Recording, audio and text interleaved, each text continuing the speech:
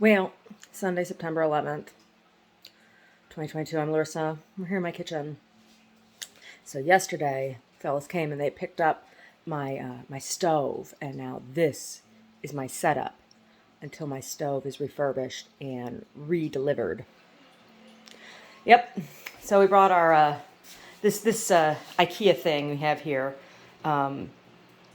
Was in the dining room under the window with some stuff being used as kind of a sideboard and storage. And so now it is serving as countertop for temporary cook surfaces. So got this cheapy Black & Decker 2 burners here, and an electric griddle and an electric tea kettle, and then of course, not totally without an oven. We got our toaster oven, so in a pinch, I can do a loaf of bread in there, or a small cake or cornbread in there. While the stove is being redone. It's interesting, like the footprint here of this is probably more close. It's probably closer to what the original stove that was in here. So our stove is not that we have. It's an antique, but it is not the original stove that was in here. It's a gas stove, right? It's a modern stove with other modern features. What was here originally was a wood stove, and behind the pegboard here, this is the back of the center fireplace, and the wood stove was piped into the original chimney of the house. So that's what was here originally. It was probably about this deep, right? No, it might have been a little deeper than that. But I'm looking forward to. I can't wait to get the stove back. It was so gross when they started taking it apart to move it. Oh my God, I was just like, I can't believe I've been cooking on this. Thank God it is gonna be fixed and then rearranged in here in the dining room. And little miss here is not happy. She's angry. See, there used to be a chair that sat over here in the corner that she used to like to lay on, and she liked to lay on it because she could just watch all the way across the house, right? She had vantage point, and she could be above Brody, who likes to lay right here, right? Brody likes to lay right here and watch what's going on in the kitchen. And then she could still be higher than Brody and have the same view, right? Well, now that chair's not there. And so that means that look at her, she's like, I want my chair back. No, not right now. Sorry, kitty. I'm sorry. You gonna sit there? Are you gonna sit there in front of him? Is that what you're gonna do in the kitchen from now on? You're gonna sit right in front of his face so that he can't see? You're funny. There's gonna be fighting. There's gonna be fighting. Hey, meow. Hey, meow. Sassy. Sassy, say meow. Come on. Show everybody your pretty meow. Meow. Thank you. What a nice meow. What a pretty meow you have. But I kind of like this. I kind of like having the table pushed up to the window. It's kind of like being at a restaurant and looking out the window of the restaurant. And there's all this room to walk around now. And Omar can sit here doing whatever the hell he's doing, and I can still get in at the dishes. And I got some herbs here I picked yesterday. There's more herbs out there I could pick, but I'm going to stick with these for right now. So I have this nice big, this is a lemon basil, and I'm going to let that dry. It'll be real nice. It's Tulsi. And then I got some lemon balm here, and then the epazote hanging here. So I just picked those yesterday. And then this is my giant piece of paper that I pulled. And I was really impatient, and I kept on trying to pick up the corner to see what the other side looked like. And so this corner broke off. It didn't stick. So I have to think about how I'm going to address that when I use this piece of paper. So the dyes, the colors that I dropped in here, it was only 2 colors.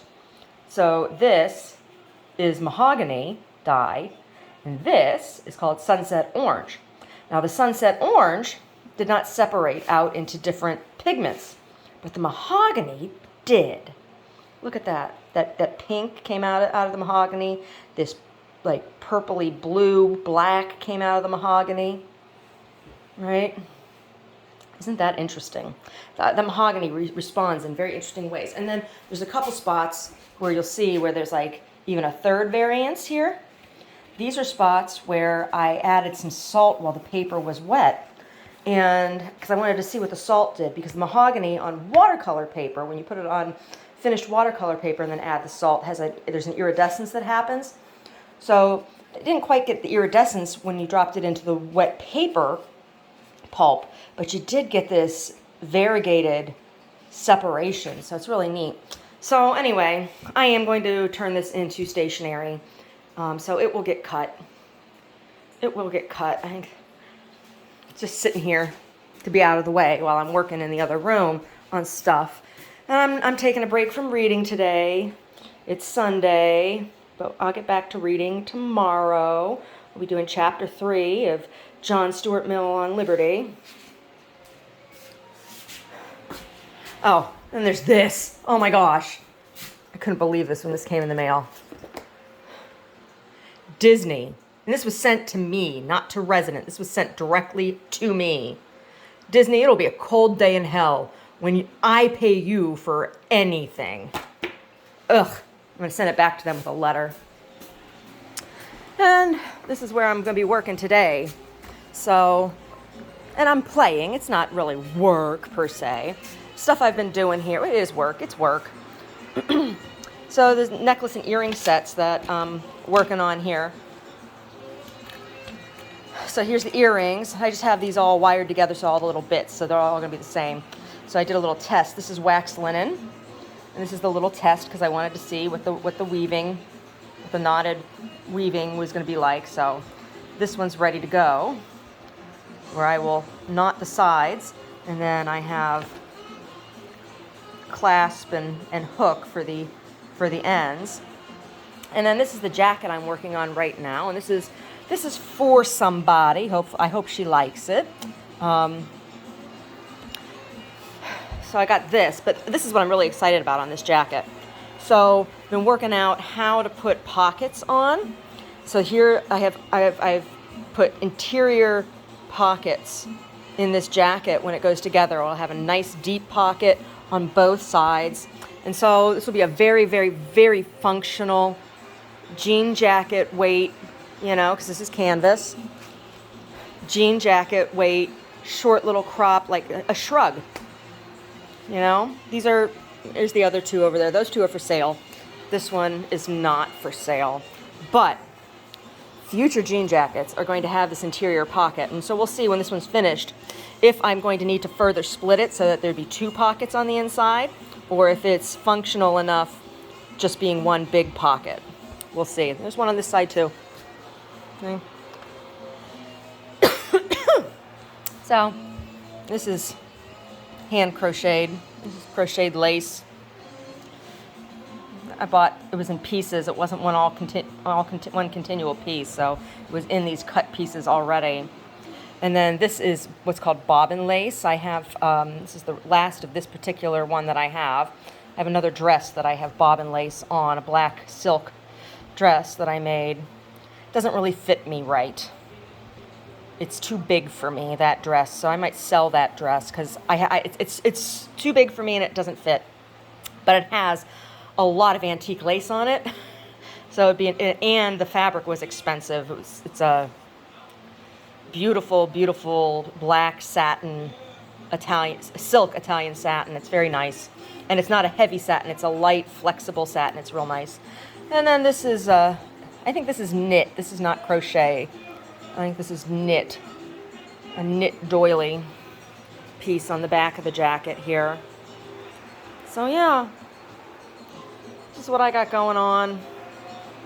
This is what I got going on, what I'm working on here.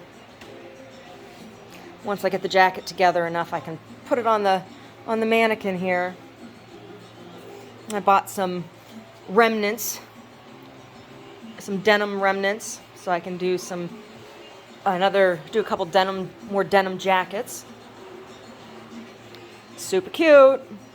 Super, super cute.